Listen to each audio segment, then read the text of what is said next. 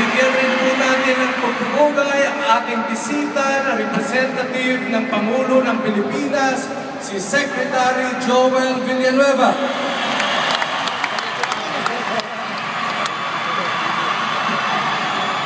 Pahintulutan niyo po akong mag-special mention.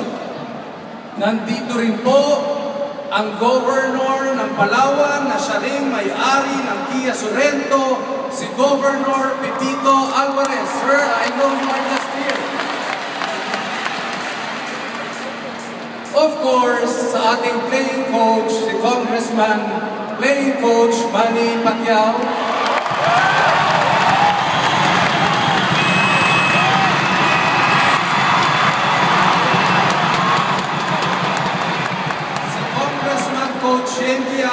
At sa lahat po ng mga bisita natin ngayong hapon.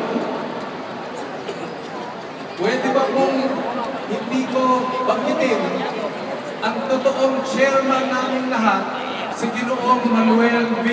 Pangilinan, na nandito rin po ngayon kasama natin. PBA fans, players, to all of you,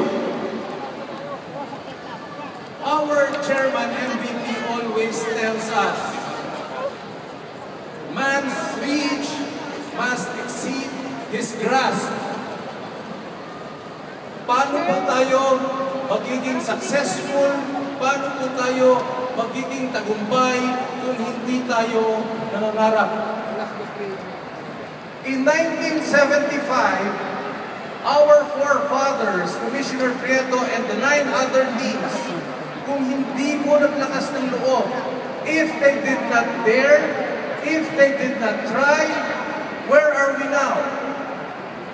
So, to our governors, to our fans, to our players, let us continue to dream, aim high.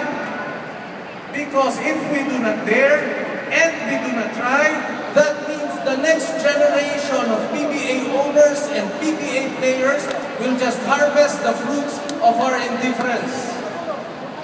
As we open this PBA season, the 40th season of the PBA, we have a gift for all of you, PBA fans and PBA players.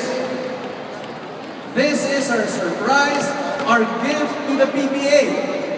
Tingnan po natin ang PBA sa 40th season. Ito ang Liga